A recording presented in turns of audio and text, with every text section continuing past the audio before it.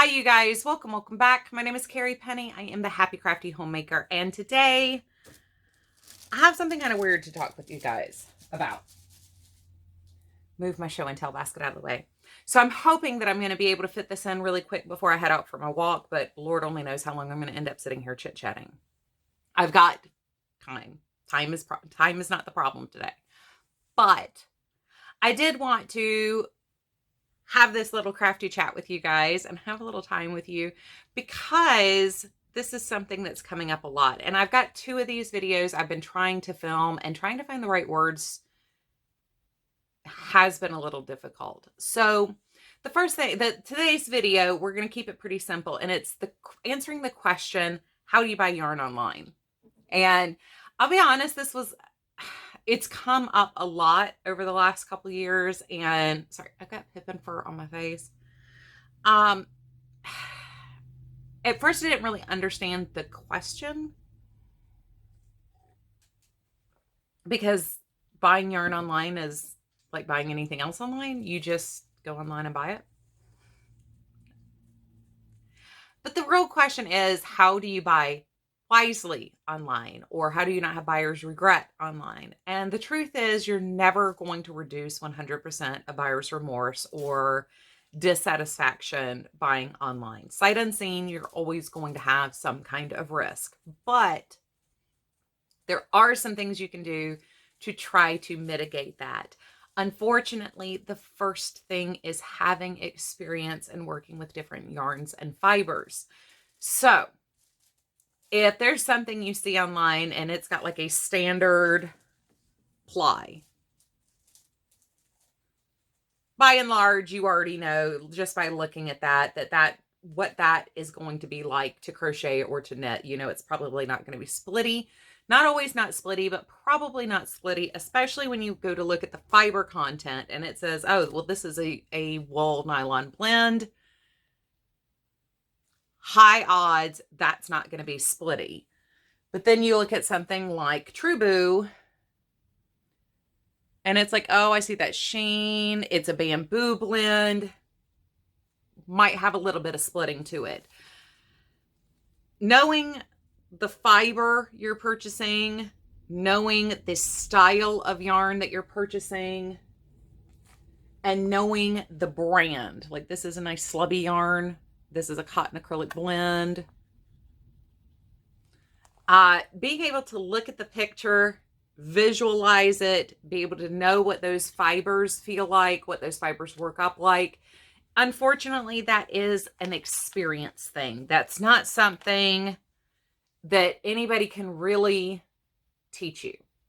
When I purchased this yarn specifically, now we'll get into why I took as much of a risk as I did with it, but because obviously I clearly own all but this little section here, quite a bit of it.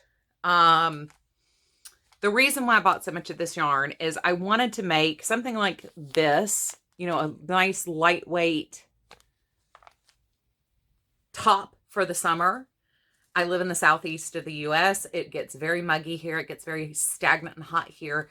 But cotton, to me, I don't enjoy working with 100% cotton that much, unless it's like a Pima cotton or a brushed cotton. And it just is very heavy. It is much denser on the body, even using a light stitch. So I do, if it's a garment, generally opt for a cotton blend. So when I saw this and saw the texture of it, I knew what to expect out of a cotton acrylic blend. I liked the color. I knew it was a slubby yarn. I could look at the picture and kind of get an idea of what it worked up like. I liked the colors. I knew Peyton's was an excellent company to purchase from. So it was a little bit of a risk to buy this when I did, because there's still the chance like I could touch it and be like, bleh. But truthfully, they intended it to be worn as garment. I knew that on the chunkier side of this, that this was going to be closer to like a worsted weight yarn, because when I looked at the label here, this recommended a size 8 needle and a size H hook. So I knew we were probably looking at something that was a worsted weight down to like a fingering or DK weight. in the texture of this. And that I was able to look at that and understand that based on knowledge, experience, and working with different fibers, different styles of yarn at that point. And I had already worked with a lot of Peyton's Classic Wool and Peyton's Baby Classics. So I already knew, like, they make a good yarn. I knew what the fiber content was and could make the decision to take that risk. And for me, I think that's why I was having so many stumbling block issues, and why in trying to film this video, it's been very hard to articulate, because so much of personally how I purchase yarn online is knowledge and experience of working with certain yarns. I mentioned in my Building Your Stash Wisely video last year in 2021, I'll leave it in an iCard and in the description box down below, but I mentioned being conservative when introducing yourself into a new yarn. So if you're already on a website purchasing something you already know you need for a project, or you're looking at what they have thinking, I want to play with something different, what am I looking for?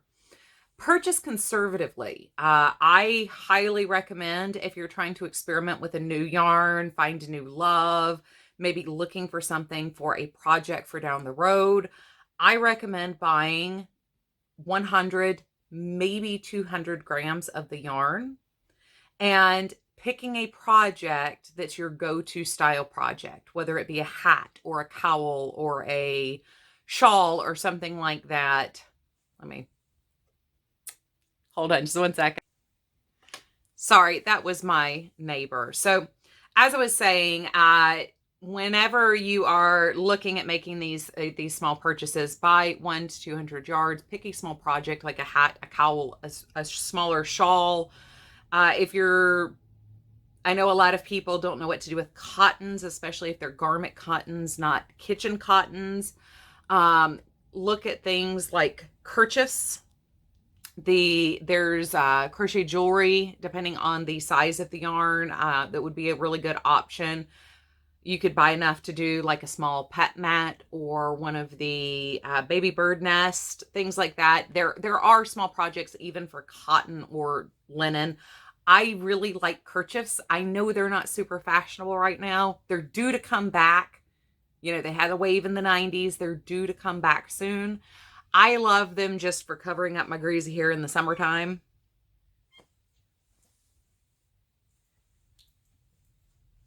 Sorry, needy baby. His brother, if you didn't watch Thursday's video, his brother is at the vet's so he's being very needy. He's very upset his brother is not here. But Banner will be home in a little bit. But pick the small project that's kind of your go-to testing projects. If you've watched any of my yarn review videos, you know I do favor shawls, cowls, and hats to test out new yarns. That's what I do when I test them out to review here on the channel.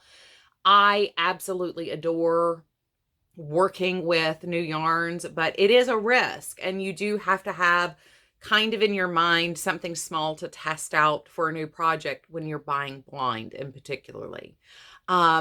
So that's what I recommend. I really do recommend when you're, especially if you're already making a purchase, say you're on Michaels.com or Webb's website or Dara Moore's or Lovecrafts.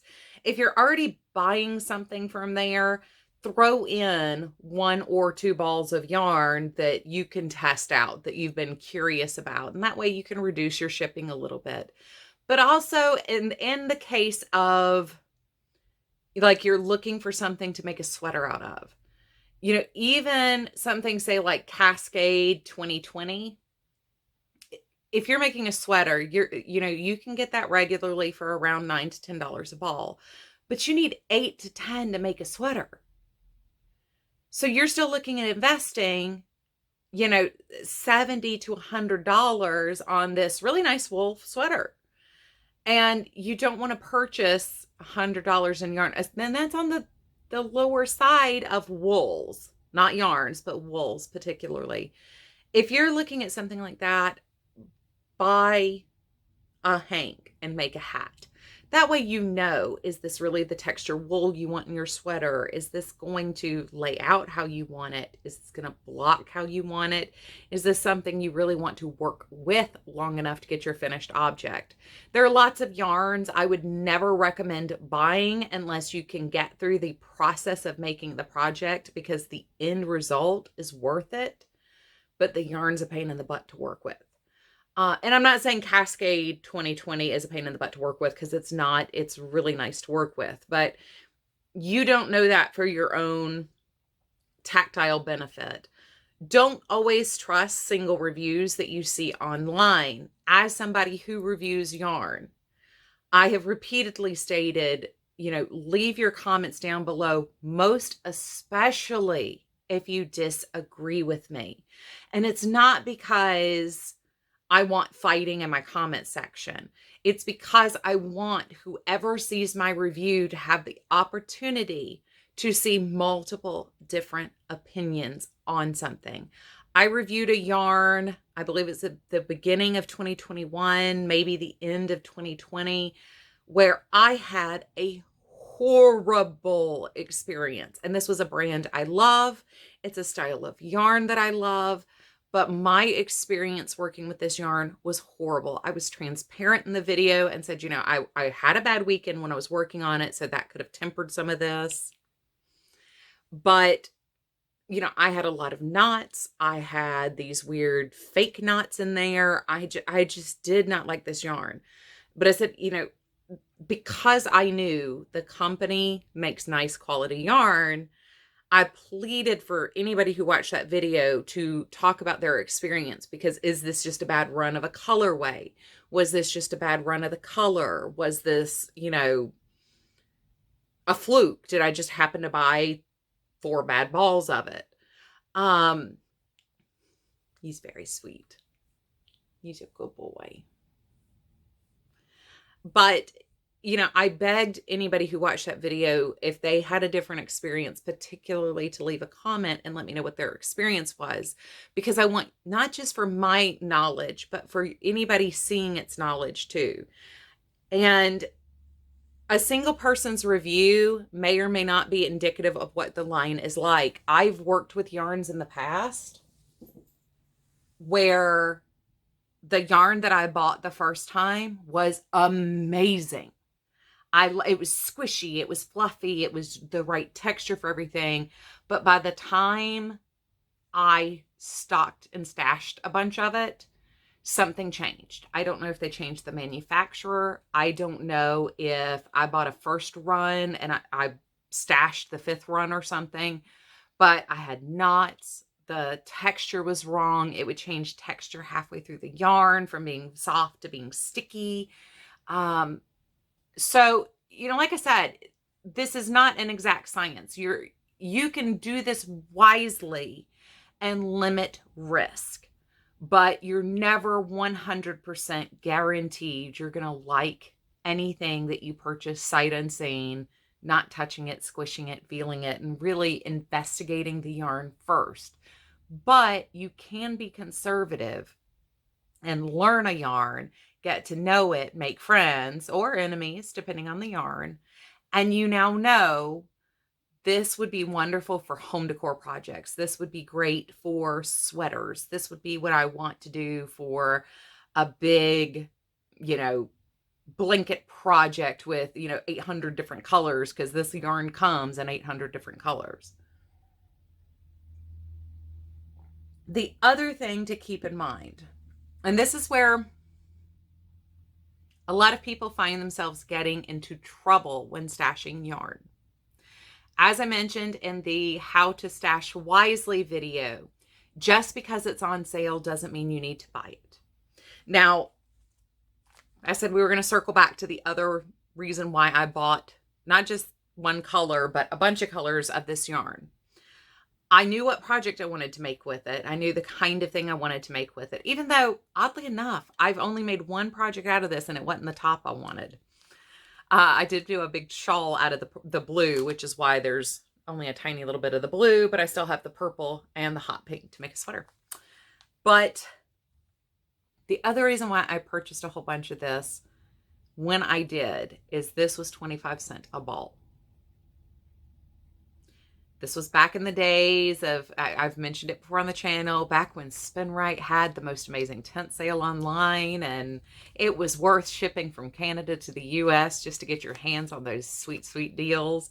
This was produced in 2014, according to the Ball Band. I have had this in my stash probably at least since 2016, if not longer. Let's see, we moved here in 2019. We moved to our previous house in 2017, and I know I had it at least a year before we moved there because I bought it at that house. I know when I bought this. I remember buying this. I remember putting this in my stash. It has now come with me to 3 houses. I still love this yarn. I just haven't done the project I want to do with it. When you run into things like that, because this would have been $3.99 at my Joann's if my Joann's had carried it, I found it for 25 cents a ball. The caveat was I had to buy a full package of it. So I was still spending $5. I was just getting 12 or however many came in the package of these. When you're coming across deals like that, where it's the too good to be true, the 60 to 70% off Knit Pick sale yarns, you know, the warehouse sale for Premier, when you're hitting that 60+% off zone, if your budget allows for mistakes, you can take a risk. Now, you're not guaranteed you're ever going to find, say, Peyton's Venus again, but next time somebody releases, you know, something that's very similar to a 55% cotton, 40% acrylic boucle or slub yarn, if it kind of looks like this, you kind of know what to expect. When I'm buying hand-dyed yarn from an independent dyer and I look at the picture and it kind of looks like this, I know what to expect. Especially if it's a 75-25 or a 70-30, I know what to expect because I've worked with so many of these style yarns in the past. When I see something like this, where it's a little bit more brushed and fine, kind of like the stroll yarn from Knit Picks, I know what to expect because I've worked with yarnable yarn, hand-dyed yarn. I've worked with stroll fingering weight. I've worked with fleechy. I know the difference between how those textures work up and how those look. I didn't actually get introduced to Trubu as something to actually use originally.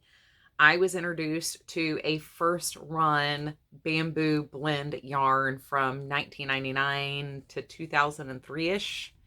And so when this was launched, and it was, would Joann's put it on clearance because originally it didn't sell very well? Or I might not be thinking of a True, but I may actually be thinking of, yeah, this is the rayon one. I'm thinking of not Nubu, the original Kobu. Anyway, I had worked with a bamboo yarn that was about the same blend, very similar sheen. It was a clearance yarn when I purchased it. So when the new stuff was being released and I found it at Joann's online for like 50 cents a ball, 75 cents a ball, I was able to purchase what I knew I was going to use for a project because I already knew, even though I hadn't touched this, I already knew what to expect because I had previous experience with that fiber content. So when you run across those super deals, while you may never be able to get that yarn again, if you can afford to take that price risk, the risk to your budget in purchasing something that maybe, I mean, it may be too expensive regularly priced. It may be $10 regularly priced, but you really wanted to try it. It's now on clearance for $1.50. Well, I can afford $1.50. That fits my budget to take a risk. You will also know, do I like this yarn? Do I not like this yarn? And you can pay a little bit extra at that time just in case you really love it. So running into sales, don't just like buy everything willy-nilly and be like, you know, like I said, in the building wisely, buy in the quantity. Think in your mind, is this a yarn I want for a hat, a yarn I want for a shawl, a yarn I want for a sweater, a yarn I want for a blanket? Is this something I'm going to want to make a lot of things out of, or just a one-off project? I've got certain colorways of certain cake yarns that, like butterscotch sweet roll from Premier. I love that yarn. I still love that yarn. For 6 years now, I've been in love with that yarn. I love the texture. It's squishy, it's smooshy. It makes great shawls. It makes wonderful blankets. When that went on clearance, you know, I bought what I thought I'd use for shawls, 3 balls per shawl. But like something like butterscotch, I do a lot of men's projects too. And butterscotch, that orangey, yellowy, mustardy color is perfect for doing guys projects. So instead of buying a shawl amount and only buying 3, I was like, probably have to buy a lap gan's worth of this. And that way I can do men's projects or a couple shawls. I've got options at that point. But I didn't buy 12 green or 12 of the pink marled ones. I only did that for ones where I was like, lapgan colors. Everything else, I bought a shawl quantity, which was 3. Think about what you want to make with the yarn. What would you make with that style yarn before you purchase? And that way you can kind of reduce what you're going to have left over or what you're going to not be able to use. Now, something obviously where you have to buy a whole package of it to get the deal, you might end up with leftovers. But then, you know, you can sell them. You can trade them. As you make more yarny crafty friends, somebody may be interested in trying it to see what they think of it.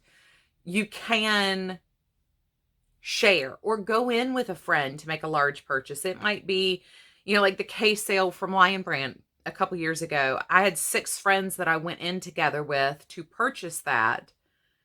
And between all 6 of us, we were able to break down cases fairly easily and have reasonable amounts of yarn coming back to us.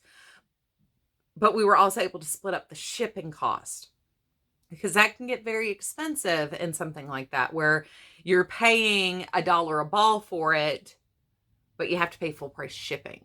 And that can get very expensive, less than the yarn costs. You're still looking at, you know, paying 30% of the value or something total. But if you can split something up like that with a friend, that also is something that is beneficial. I know my ex-daughter-in-law and I used to do that on a lot of things. So, you know, there are different ways to approach like those giant sales, but do keep in mind yarn styles come back, things return, brands re-release things. Some things are seasonal, the way Karen has been doing their cake yarns. You know, we get cotton cakes or sprinkle cakes or something, you know, in the summer.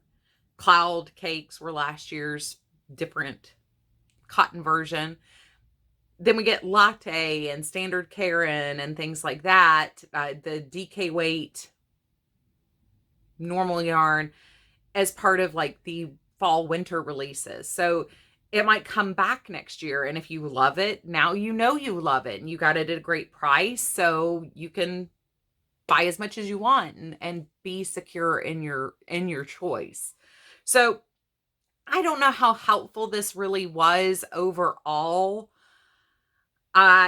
Definitely check out Building My Stash Wisely or Building Your Stash Wisely, because there's a lot more information in that video. But, you know, let me know what you guys think. Let me know what your experiences have been. If you have tips for how to purchase wisely online, put it in the comment section down below. Don't email it to me. Don't put it on Instagram or message me on Instagram. Put it in the comment section. That way everybody can see all the tips that you guys also have, because I know everybody has their own way of approaching these things. And, you know, like I said, unfortunately, part of it is just building your knowledge base, being able to look at the plying, the fiber type, the recommended hook and needle size, and being able to put that information together and visualize it for practical purposes.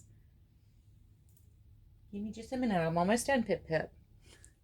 He wants to be held again. So If you have any questions, please leave them in the comment section down below. I will, like I said, have that video in the iCard and in the description box. If you have to come back later to see it, you can click it down there too. As always, you guys, I love you very much. I hope you're having a wonderful, fantastic day, and I look forward to seeing you guys real soon. Bye, guys.